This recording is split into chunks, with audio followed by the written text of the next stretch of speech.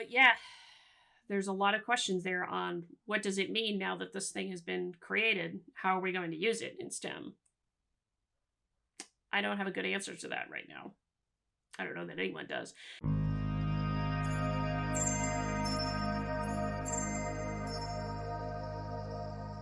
AI has been the running theme of the last couple of days, last couple of weeks for myself and for others, because, well, there's a lot going on with AI at this point. And as I said on the Side Chat Saturday with Kieran, talking about AI issues in science particularly, AI is a mess of STEM zone making, as it were.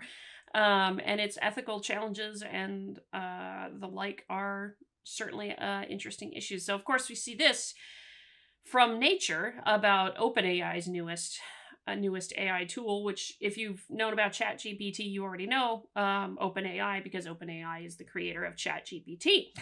And they just recently released Sora, which is the text-to-video tool that they have here, which it's got some interesting questions and challenges to it. And so I figured that would be the point to get into today with that. So, how OpenAI, from a handy article in Nature, actually, how OpenAI's text-to-video tool Sora could change science and society.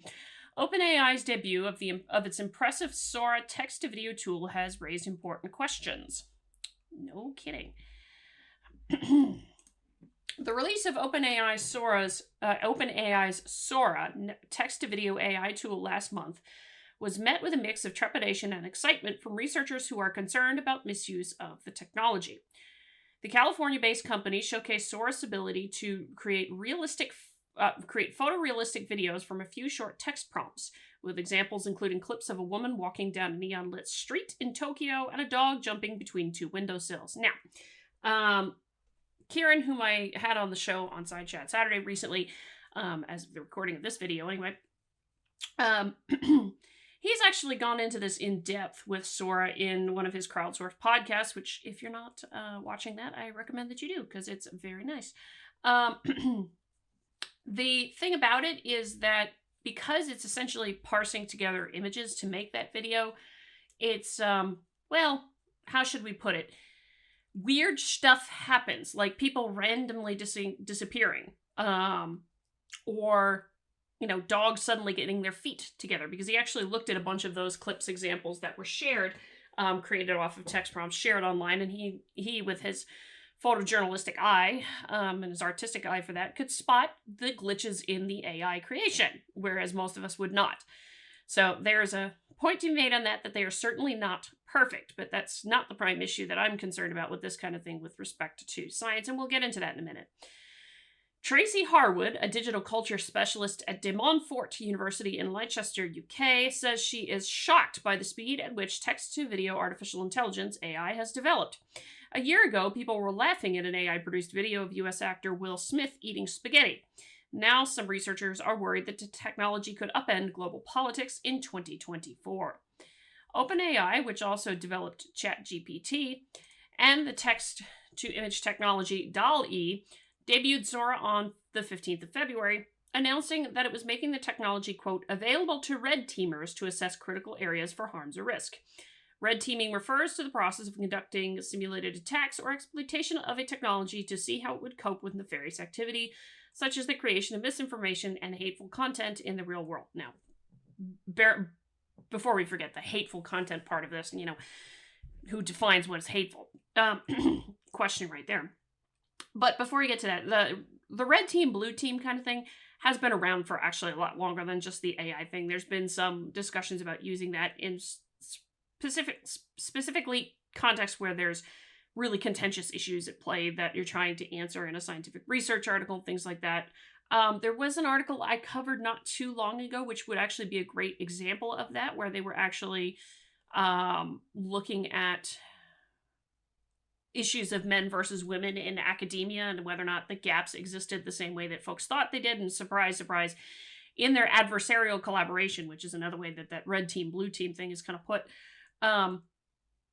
they found that those gaps that were told to exist were not half as great, and some of them were in the other direction of what is typically assumed. So things like that do come up. But anyway, Sora isn't the first example of text-to-video technology. Others include Gen 2, produced by Runway in New York City and released last year, and the Google-led Lumiere, announced in January. Harwood says she has been underwhelmed by some of these offerings. They are becoming more and more vanilla in what they present to you, she says, adding that the programs require very specific prompts to get them to produce compelling content. Misinformation is a major challenge for these text-to-video technologies, Harwood adds. We're going to very quickly reach a point in which we are swamped with a barrage of really compelling-looking information. That's really worrying. Fair enough. I mentioned this.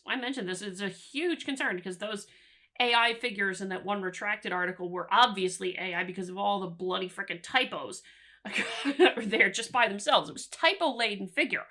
And so you have that kind of thing, which is also really worrying for scientists, because I don't think we've grappled in the STEM community. I don't think we've grappled with the ethical implications as far as scientific publishing is concerned, because for me, so far as I'm concerned, if you're using AI to generate the figures, you're not doing the figures yourself necessarily.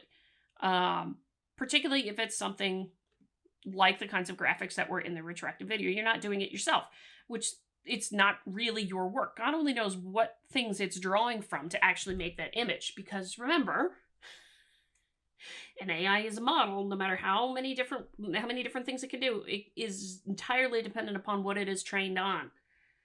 And so it imagining new things kind of goes out the window. The other thing is, of course, the text itself, the writing of a manuscript text. That I find concerning, without a doubt. That I find concerning.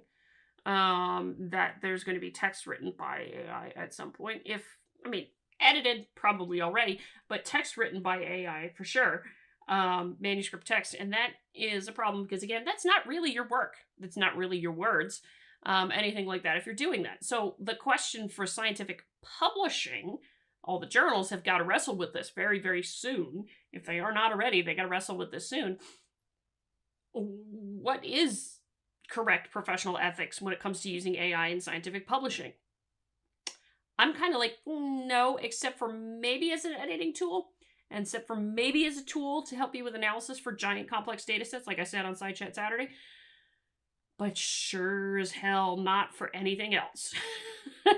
I don't think it's appropriate. And there's another context to this we'll get into in a second, because it's brought up here in this article. Election fears.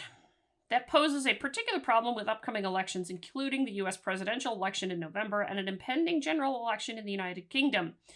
Quote, there will be a colossal number of fake videos and fake audio circulating, says Dominic Lees, who researches generative AI and filmmaking at the University of Reading in the UK. Fake audio of the leader of the UK Labour Party, Keir Starmer, was released in October 2023, and fake audio of U.S. President Joe Biden encouraging Democrats not to vote circulated in January. One solution might be to require text-to-video AI to use watermarks, either in the form of a visible mark on the video, labeling it as AI, or as a telltale artificial signature in the video's metadata, but Lees isn't sure this will be successful. At the moment, watermarks can be removed, he says, and the inclusion of a watermark in a video's metadata relies on people actively researching whether a video they watched is real or not. I don't think we can honestly ask audiences across the world to do that on every video that they are looking at. Well, then how? We got to figure out some way to be able to tell, for sure. And I don't particularly want to see an AI image or an AI video connected with scientific research, except for maybe it being about AI. But anyway, there are potential benefits to the technology too. Harwood suggests it could be used to present difficult texts, such as an academic paper, in a format that's easier to understand. One of the biggest things it could be used for is to communicate findings to a lay audience. It can visualize pretty complex concepts. This is where I find it interesting, because, one of the things that I think about with this channel is that more and more we're talking about scientific content in video. And I think there's going to come a point where peer review itself is not necessarily just somebody sitting down and writing, but actually talking to a camera and maybe with, voice changer and, camera off to obscure their identity as per, blind peer review, right? But I think it's going to change and be something more like that, which will be very interesting. I do think a lot of these kinds of things are going to change in how we do peer review, but that's another concept that's aside. But of course, scientific work being about the pursuit of the truth, we do have the one particular thing that is of concern here, which is, well, how do we talk about it to the public? Now, there's two questions that need to be answered with that. For one thing, is it even something that you would be talking about with the public, or is it not? For example, if it's a pretty complicated, physics or nuclear engineering related thing, that's not relevant to just a general public audience, well, you may be talking about it then to people who do have a lot of understanding of nuclear engineering anyway, even if they are the ones somewhat implementing such infrastructure. Correct? Think about something like that. So the question is, would you even be communicating that concept to a lay audience at all? You may want to try to. That's fine. Most folks, it may not be relevant to the general public at all. That's another thing. But for those topics that are, I suppose the first question that comes to my mind is, how are you going to be sure that it's representing your findings correctly? Can you just go back and tweak it? Can you, watch the video it generates and tweak the text and tweak the images and what have you? And then, okay, if it's creating images, unless you're providing the figures yourself, if it's creating the figures that you have not created with AI, by the way, if it has to create the figures for you, okay, where is it pulling that information from to create the figures? What's the problem with that? And also, and I just say, you might be denying some work to a communications person who may want to be doing some of this, who may have video editing expertise and actually communications expertise in working with the general public, because frankly, again, an AI is entirely dependent upon the data it is trained on. I don't think it's necessarily going to match public audience and public culture. Let's put it that way. The culture of the area it's in, it may not match that at all, because it is entirely dependent on what it's trained on. So there's lots of things like that, but generally I'm and of course with the images, okay, well, let's think about this another way. Let's say this is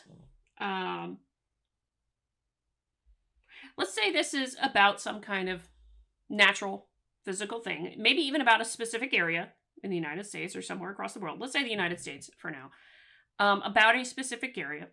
And as part of the video, because the paper is talking about something happening in a specific area, like they wrote up a paper about this storm doing this damage in this particular area and all that jazz. Okay. Let's say the AI then pulls images in to make part of the video from that region. Maybe it's a before and after shot from like storm damage or something like that, or maybe it's something else, anything like that. Midjourney is a different company that is already dealing with copyright lawsuits. There is no reason to say that would not extend to this AI text to video approach either, because you could very well be pulling in copyrighted images into your video. Why do we know this? Because, again, go back to crowdsource podcast with this one, because you're training these things on things like Shutterstock, which those images are still copyrighted. Kieran can explain it better than I can, but it doesn't forgo the copyright. So what kind of hot water does that put the scientist in who knowingly uses one of these things to communicate the results of their paper and inadvertently pulls in somebody's copyrighted work? That's a problem. That is a thorny as all freaking get out intellectual and ethical problem to figure out. And no, I'm not comfortable with that myself. I don't want to pull it. I don't want to do that without actually giving credit where credit is due and paying, making sure there's credit given to the actual original person who created the image. Now, maybe you could argue, okay, maybe the AI is smart enough to pull in the image and then stick a thing in the corner that says copyright so-and-so taken X date, whatever. Maybe so. Still not comfortable with that because it's not your own damn image. Not to mention, maybe communicating it to the lay audience that way, but again, who is the primary person you're going to be communicating that to? It's not just lay audience. Rarely, if ever, with an academic paper are you communicating the exact results to just a public audience. There's actually much more specificity to it than that, in terms of, like, if it's a paper about a particular area, well, maybe you want to communicate about it to that particular area. Maybe it has some implications for them for XYZ decision in that area. Well, you'd be communicating to that bunch of people. You wouldn't be communicating to people on different side of the country. And again, this is where different how different areas receive information kind of matters again also. So I don't necessarily think that it's a great idea to do that, but other things. This is actually what concerns me. Another potential use might be in healthcare, with text-to-video AI able to talk to patients in place of a human doctor. Some might find it disconcerting, says Claire Malone, a consultant science educator in the communicator in the United Kingdom. Others might find it extremely convenient if they want to ask a medical professional questions multiple times a day. That AI doctor doesn't know me. They might know my numbers history, but they don't know what I think about my medical treatment. They don't know how I feel. They don't know how I feel about the privacy of that to begin with. I don't particularly want my medical information in the hands of an AI. Thank you very much. That particular kind of thing. So, no, I would rather talk to a doctor and not have my private medical information in the hands of an artificial intelligence. And certainly not a text to video AI bot. No, thank you very much. Data management. Text-to-video AI tools such as Sora could help researchers wade through huge data sets such as those produced by the European Particle Physics Laboratory CERN near Geneva in Switzerland and other large scientific projects, says Malone. Generative AI, it's really regenerative AI, but anyway, could sift out code and do the mundane tasks of research, she adds, but also do, quote, much more sophisticated work such as giving it data and asking it to make predictions. No, I don't want it to do that. Here's the thing with the giving it data and asking it to make predictions. There's a reason I don't like that. And that's because you end up with too much reliance on a model and not enough checking of the model and actually relying on your experience, knowledge, education. And essentially, you're not training the next generation to know when the model is wrong. Models can be very wrong, particularly if it's a situation that an AI model, which again is reliant upon the data it is trained with, runs into a situation that is never seen before. You know, that's a problem. It's like the image generation. If you ask an image generator to give you to send you a photo of a giraffe with a short neck, it can't do it because no such short neck giraffe exists. Doesn't happen. You know, that kind of thing. So yeah, note to self on that one. No, you can't do it that way. You can't just allow people to just rely on models. There's a little bit too much of just the positive in here with this. Because when are you going to know if the model is wrong? That you shouldn't trust the AI model and the predictions that it gives you. Concerns have also been raised by people working in creative industries. U.S. actor Tom Hanks suggested last year that AI could enable him to continue appearing in films from now until Kingdom Come after his death. If you were a young, ambitious actor thinking about their future and you were told, I'm sorry, Tom Hanks is always going to play the leading roles, would you plan a future in that, says Lees.